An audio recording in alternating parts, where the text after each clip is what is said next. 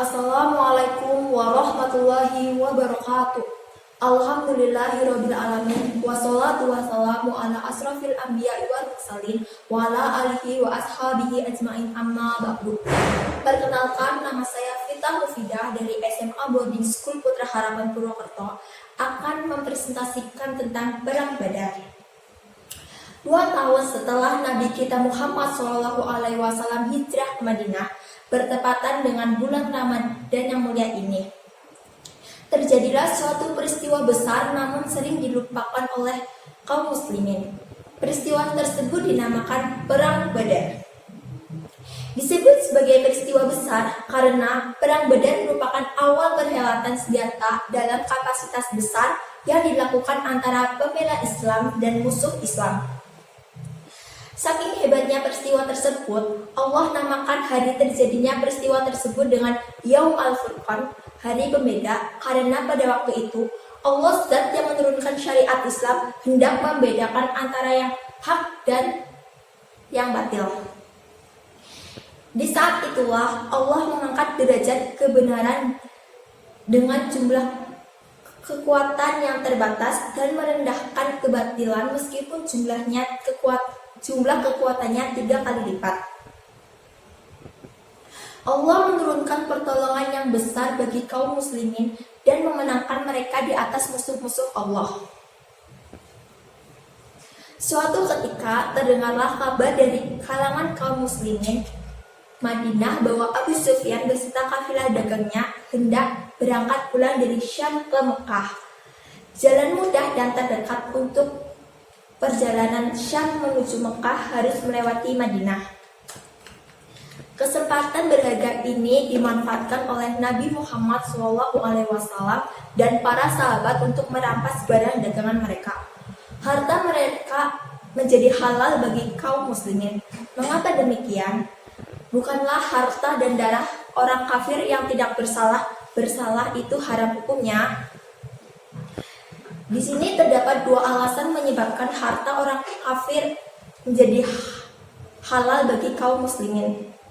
Pertama, orang kafir Quraisy merupakan kafir harbi, yaitu orang yang secara terang-terangan memerangi kaum muslimin, mengusir kaum muslimin dari Mekah dan merampas harta benda mereka. Yang kedua, tidak ada perjanjian damai antara kaum muslimin dengan kaum Quraisy. Dengan alasan inilah mereka berhak untuk menarik kembali harta yang telah mereka tinggal dan merampas harta orang musyrik. Selanjutnya, Nabi SAW berangkat bersama 300 sekian belas sahabat. Para ahli sejarah ada yang menyebutkan 313, 317, dan jumlah yang lainnya. Di antara 311 sahabat ada 2 penunggang kuda, 70 ekor unta yang ditunggangi secara bergantian, dan 70 orang dari kalangan muhajirin serta sisanya dari kaum Ansor. Sementara di pihak lain, orang kafir Quraisy ketika mendengar kabar bahwa kafilah dagang Abu Sufyan meminta bantuan, mereka menyiapkan kekuatan sebanyak 1000 personil, 600 baju besi, 100 ekor kuda, dan 700 ekor unta serta perlengkapan persenjataan yang lengkap. Berangkat dengan penuh kesombongan dan pamer harta yang dipimpin oleh Abu Jahal. Kesetiaan yang tiada tandingnya.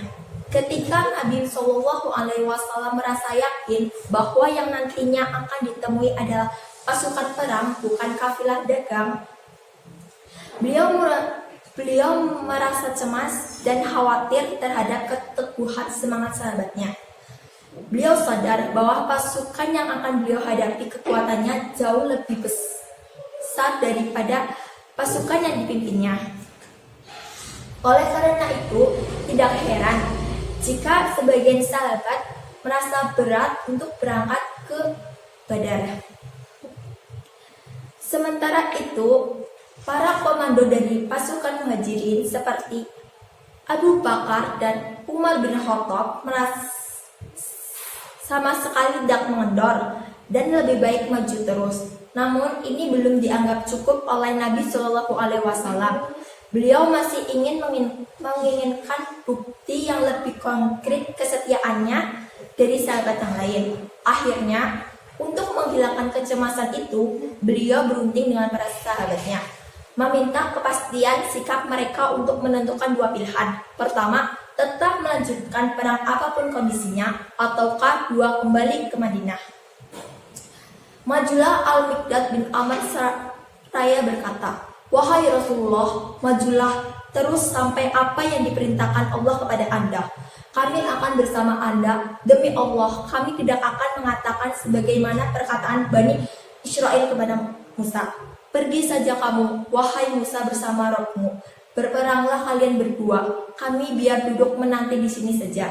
Kemudian Al-Miqdad melanjutkan, "Tetapi pergilah Anda bersama Rabb Anda. Lalu berperanglah kalian berdua, dan kami akan ikut berperang bersama kalian berdua. Demi Zat yang mengutusmu dengan kebenaran, andai Anda pergi membawa kami ke dasar sumur yang gelap, meski kami pun siap bertempur bersama engkau hingga engkau bisa mencapai tempat itu." Kemudian Nabi Shallallahu Alaihi Wasallam memberi komentar yang baik terhadap perkataan Al-Miqdad dan mendoakan kebaikan untuknya. Selanjutnya, majulah Sa'ad bin Mu'adz radhiyallahu anhu, komandan pasukan kaum Ansor. Sa'ad mengatakan, "Kami telah beriman kepada Anda. Kami telah membenarkan Anda. Andaikan Anda bersama kami terhalang lautan, lalu Anda terjun ke dalam lautan itu, kami pun akan terjun bersama Anda." Sa'ad radhiyallahu anhu juga mengatakan, "Boleh jadi Anda khawatir. Jangan-jangan kaum Ansor tidak mau menolong Anda kecuali di perkampungan mereka Madinah. Sesungguhnya aku berbicara dan memberi jawaban atas nama orang-orang Ansor. Maka dari itu, majulah seperti yang Anda kehendaki." Pada malam itu, malam Jumat 17 Ramadan 2 Hijriah, Nabi Muhammad SAW lebih banyak mendirikan sholat di dekat pepohonan. Sementara Allah menurunkan rasa kantuk terhadap para sahabat untuk menenangkannya dan untuk beristirahat. Sedangkan kaum musyrikin diberikan rasa cemas. Allah menurunkan rasa takut kepada mereka. Adapun beliau senantiasa memanjatkan doa kepada Allah, memohon pertolongan dan bantuan darinya. Di antara doa yang dibaca Nabi Muhammad SAW berulang-ulang adalah, "Ya Allah, jika Engkau berkehendak orang kafir menang, Engkau tidak akan disembah. Ya Allah, jika pasukan yang kecil ini Engkau binasakan pada hari ini, Engkau tidak akan disembah."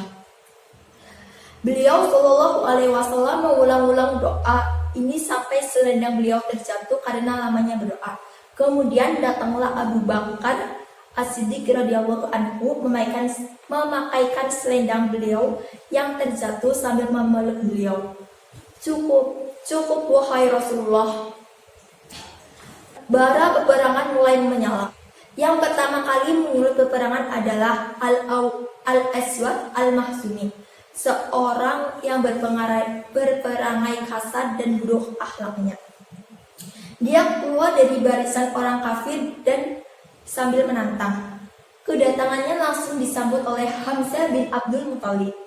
Setelah saling berhadapan, Hamzah radhiyallahu anhu langsung menyabet pedangnya hingga kaki Al-Aswad putus. Setelah itu, Al-Aswad merangkak ke kolam dan menceburkan dirinya ke dalamnya.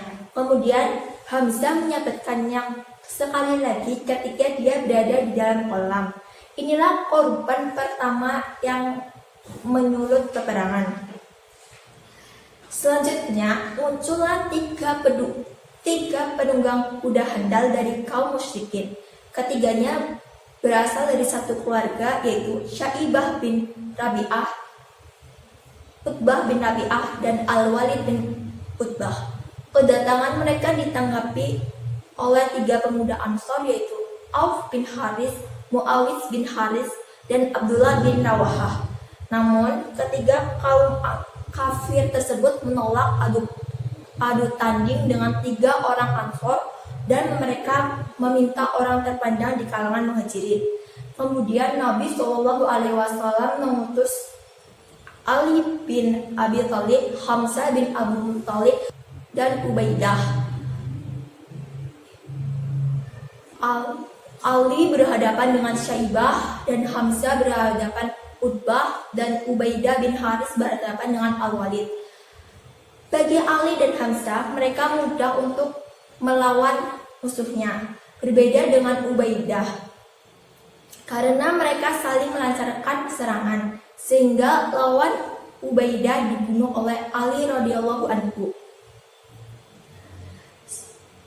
Selanjutnya bertemulah 2 pasukan. Pertempuran terjadi antara pembela tauhid dan pembela syirik. Mereka berperang karena perbedaan prinsip agama, bukan karena rebutan dunia. Sementara itu, Nabi Shallallahu Alaihi Wasallam berada di tenda. Beliau memberi komando terhadap pasukan. Abu Bakar dan Sa'ad bin Mu'adz radhiyallahu anhuma bertugas menjaga beliau. Tidak pernah putus, Nabi Shallallahu Alaihi Wasallam senantiasa melantunkan doa dan memohon bantuan dan pertolongan kepada Allah. Terkadang beliau keluar tenda dan mengatakan, pasukan Quraisy akan dikalahkan dan ditekuk mundur. Beliau juga senantiasa memberi motivasi kepada para sahabat untuk berjuang. Beliau bersabda, demi Allah, tidaklah seseorang memerangi mereka pada hari ini. Kemudian dia terbunuh dengan sabar dan mengharap pahala serta terus maju dan pantang mundur. Pasti Allah akan memasukkannya ke dalam surga. Tiba-tiba berdirilah Umair bin Al-Himam Al-Ansyari sambil membawa beberapa kurma untuk dimakan. Beliau bertanya, wahai Rasulullah, apakah surga lebarnya selebar langit dan bumi? Nabi Shallallahu Alaihi Wasallam menjawab, ya. Kemudian Umar mengatakan, wahai Rasulullah, antara diriku dan aku masuk surga adalah ketika mereka membunuhku. Demi Allah, andaikan saya hidup harus makan kurma dulu, sungguh ini adalah usia terlalu panjang. Kemudian beliau melemparkan kurmanya dan terjun ke medan perang sampai terbunuh. Dalam kesempatan yang lain, Rasulullah Shallallahu Alaihi Wasallam mengambil segenggam pasir dan melemparkannya ke barisan musuh, sehingga tidak ada satupun orang kafir kecuali matanya penuh dengan pasir. Mereka pun sibuk dengan matanya sendiri-sendiri sebagai tanda kemukjizatan beliau atas kehendak Zat penguasa alam semesta. Nabi Shallallahu Alaihi Wasallam melarang untuk membunuh Abul Bakhtari karena ketika di Mekah dia sering melindungi Nabi Shallallahu Alaihi Wasallam dan yang memiliki inisiatif untuk menggugurkan boikot pada Bani Hashim. Suatu ketika Al-Mujazzar bin Ziyad bertemu dengannya di tengah pertempuran. Ketika itu Abu Bakhtari bersama rekannya. Maka Al-Mujazzar mengatakan, wahai Abul Bakhtari, sesungguhnya Rasulullah Shallallahu Alaihi Wasallam melarang kami untuk membunuhmu. Lalu bagaimana dengan temanku ini? Tanya Abu Bakhtari. Demi Allah, kami tidak akan membiarkan temanmu, jawab Al-Mujazzar. Akhirnya mereka berdua melancarkan serangan sehingga dengan terpaksa Al-Mujazzar membunuh Abul Bakhtari. Kemenangan bagi kaum muslimin. Singkat cerita, pasukan musyrikin terkalahkan dan terpukul mundur. Pasukan kaum muslimin berhasil membunuh dan menangkap beberapa orang di antara mereka. Ada 70 orang kafir yang terbunuh dan 70 orang yang menjadi tawanan. Di antara 70 yang terbunuh ada 24 kaum musyrikin yang diseret dan dimasukkan ke dalam lubang-lubang di badan. Termasuk di antara 24 orang tersebut adalah Abu Jahal, Syaibah bin Rabi'ah, Utbah bin Rabi'ah, dan anaknya Al-Walid bin Utbah. Demikian perang Badar, pasukan kecil mampu mengalahkan pasukan yang lebih besar dengan izin Allah. Allah berfirman,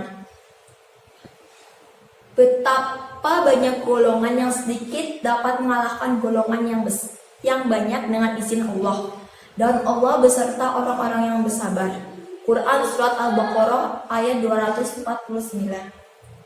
Mereka menang karena berperang dalam rangka menegakkannya kalimat Allah dan membela agamanya. Allah Al-Musta'an. Sekian dari saya. Mohon maaf bila ada kata yang tidak berkenan dan semoga bermanfaat dan silakan diambil hikmahnya.